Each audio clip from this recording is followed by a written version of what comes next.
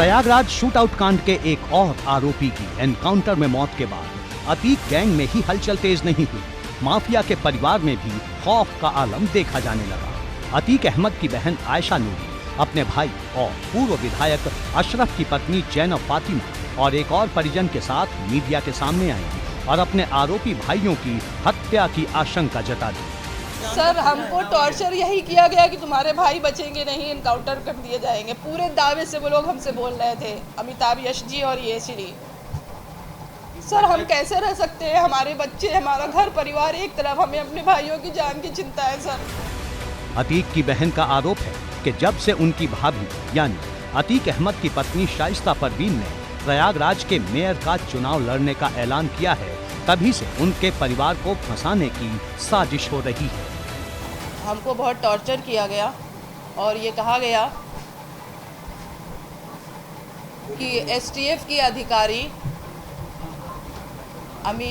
अमिताभ यश जी और पुलिस प्रशासन चर्चित हत्याकांड जो इलाहाबाद में हुआ है उसमें पूछताछ के लिए उनसे जेल से निकाल के उनका एनकाउंटर किया जा सकता है।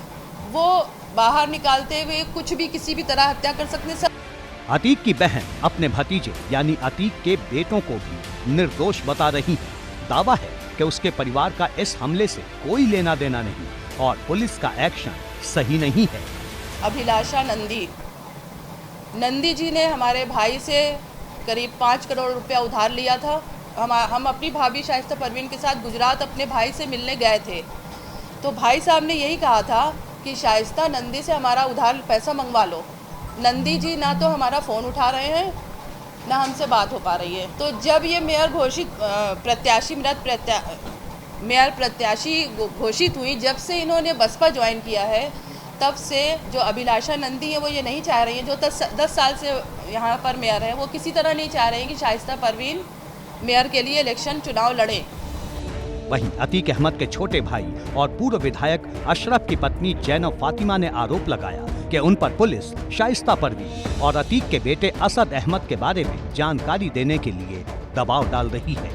मैं अपने मायके में थी, वहाँ पे आती है प्रशासन और एसटीएफ वाली टीम, हम लोग को उठा के बहुत टॉर्चर करके ले जाती है। अगर नहीं चलोगी तो गन दिखा के और ये करके बहुत परेशान किया। मेरे 4 बच्चे छोटे छोटे हैं, मैं अपने मायके में रहती हूँ और यही कह रही थी कि अगर नहीं चलोगी तो हमारे जेठ और हमारे पति को जान का बहुत खतरा है। दिलचस्प बात यह है कि अतीक की बहन आयशा ने सीएम योगी के माफिया को मिट्टी में मिलाने के बयान को नेता प्रतिपक्ष अखिलेश यादव के उकसावे पर दिया गया बयान करार दिया।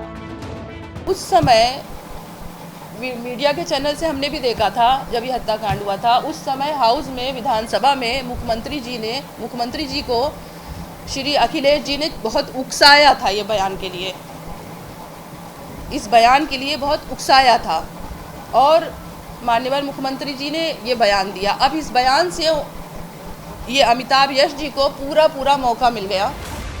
दरअसल इस वक्त अतीक अहमद के बेटे असद अहमद की पुलिस को बेहद सरगर्मी से तलाश है। असद उमेश पाल हत्याकांड के मुख्य आरोपियों में है। असद इस वारदात के उन 5 फरार आरोपियों में शामिल है जिस पर 2.5 लाख रुपए का इनाम घोषित है और जिसे इस वक्त गिरफ्तार करने के लिए पुलिस अलग अलग ठिकानों पर लगातार छापेमारी कर रही है।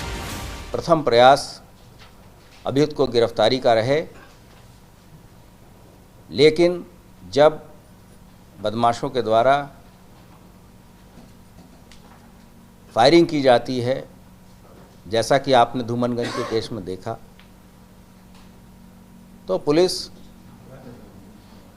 कानून के द्वारा दिए गए अधिकार के तहत सेल्फ डिफेंस में कार्रवाई करती है। पुलिस की रफ्तार बता रही है कि जल्द ही तमाम फरार गुनहगार कानूनी शिकंजे में फंस सकते हैं, जिससे अतीक के गैंग में कोहराम मचा है। उधर अतीक की याचिका पर सुप्रीम कोर्ट में 17 मार्च को अगली सुनवाई होनी है।